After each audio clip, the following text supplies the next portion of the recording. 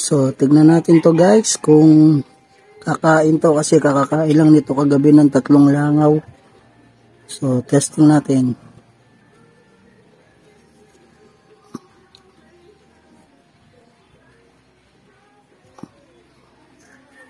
Pinipitik-pitik lang niya.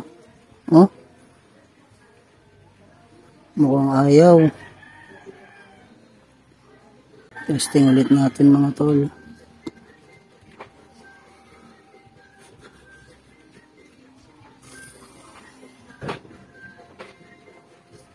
Yan, nagre-ready na ulit siya. Wala, pinipitik-pitik lang niya. Ginajab-jab niya pa. Wala, ayaw. Kakakain lang kasi nito kagabi oh. Grabe, napaka-agresibo niya.